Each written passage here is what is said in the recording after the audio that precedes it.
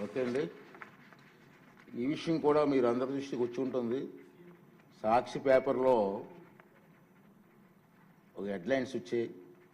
ఏంటంటే మనం ముందుగానే ఎప్పటి నుంచి అనుకున్నాం, మనం కొత్తగా సభ్యులు వచ్చారు, 84 మంది ఉన్నారు, వాళ్ళందరికీ ట్రైనింగ్ క్యాంప్స్ పెట్టాలని 2 days ఫిక్స్ చేసుకున్నాం. వాస్తవం అది.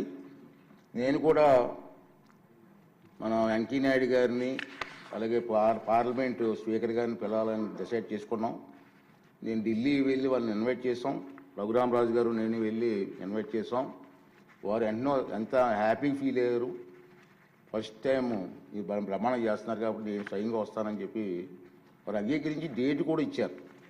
అయితే మనకి ఎలక్షన్స్ కూడా ఉండడం వల్ల మేమనుకున్నామంటే పోస్ట్పోన్ చేద్దాం, ఎక్కువ మంది ఎమ్మెల్యేలు ఎలక్షన్స్లో ఇన్వాల్వ్ అయి ఉంటారు, అందరూ ఉండాలనే ఉద్దేశంతో పోస్ట్పోన్ చేసాం.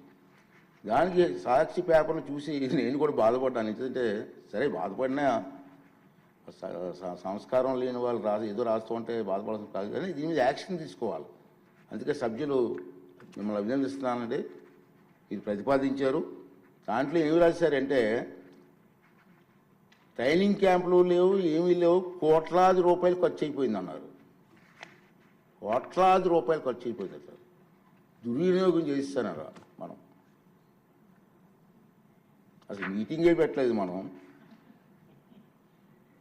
కోట్లాది రూపాయలు ఖర్చు అవుతుందండి.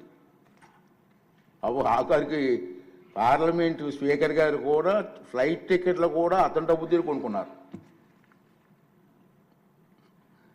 ఇలా ఇష్టం వచ్చినట్టు రాయడం కూడా బాధ అనిపించింది. కానీ మన సభ్యులు గౌరవ సభ్యులను అభినందిస్తున్నానండి.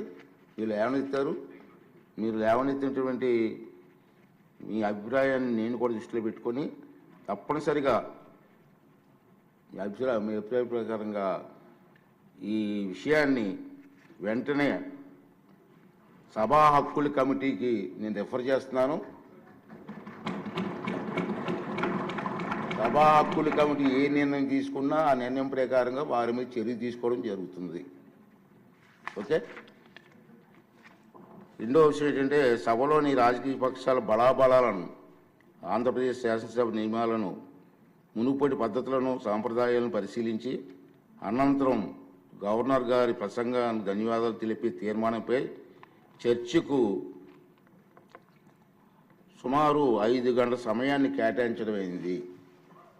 ఈ చర్చ జరగడం కోసం గవర్నర్ గారి ప్రసంగాన్ని ధన్యవాదాలు తెలిపే తీర్మానాన్ని సవరణలను ఈ ఉదయం 11 గంటల వరకు ఏమైనా సవరణలు ఉంటే ఈ ఉదయం 11 గంటల లోపున మన సెక్రటరీ జనరల్ గారికి మీరు అందించవచ్చు.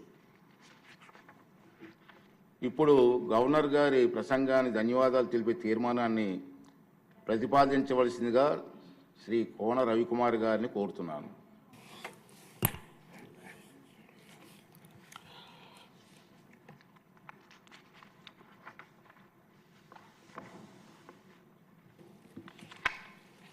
Honorable Speaker, sir, I am proposing the motion of thanks to the Governor's address in the following form: that the members of Andhra Pradesh Legislative Assembly assembled in the 3rd session of 16th Legislative Assembly are deeply grateful to the Governor for the address which he has been pleased to deliver to the Legislative Assembly on 24/2/2025.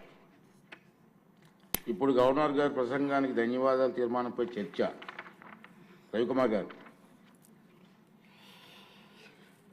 ముందుగా మీకు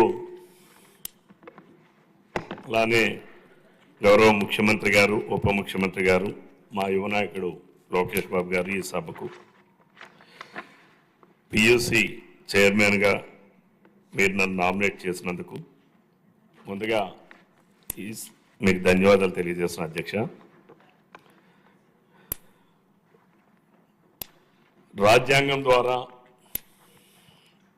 ఒక ఎన్నికల ప్రక్రియ ద్వారా మనం అందరం ఈ శాసనసభకు వచ్చాం అధ్యక్ష. రాజ్యాంగం ప్రకారం శాసనసభని, ఈ ప్రభుత్వాన్ని అధినేతగా ఉండేది గవర్నర్ గారు అధ్యక్ష. అటువంటి గవర్నర్ గారిని ఈ సభకు ఆహ్వానించి ఈ సభ ద్వారా తన ప్రభుత్వం ఏం చేయబోతా ఉంది, ఈ రాష్ట్రంలో short term goals, long term goals నిర్దేశించుకొని ఎలా ముందుకు పోబోతుంది అనేది వారు చాలా స్పష్టంగా చెప్పారు అధ్యక్ష. ముందుగా గవర్నర్ గారికి నేను ధన్యవాదాలు తెలియజేస్తున్నాను అధ్యక్ష. గవర్నర్ గారు ప్రసంగం గడిచిన 8 నెలల్లో ఈ ప్రభుత్వం ఏం చేసింది, భవిష్యత్తులో ఏం చేయబోతా ఉంది, అభివృద్ధి సంక్షేమ కార్యక్రమాలని దిశ దశ ఇచ్చినందుకు గవర్నర్ గారికి ధన్యవాదాలు అధ్యక్ష. కానీ ఒక దురదృష్టకరమైన సంఘటన ఏంటంటే అధ్యక్ష, అతిథిగా ఆహ్వానించినటువంటి గవర్నర్ గారు ఆయన ప్రసంగ సమయంలో ప్రతిపక్ష పార్టీ శాసనసభ్యులు వ్యవహరించినటువంటి తీరు చాలా దుర్మార్గం అధ్యక్ష. ఎందుకంటే ఈ సభలో రాజ్యాంగం ద్వారా మనం వచ్చాం అధ్యక్ష. ఎవరంతటి వాళ్ళు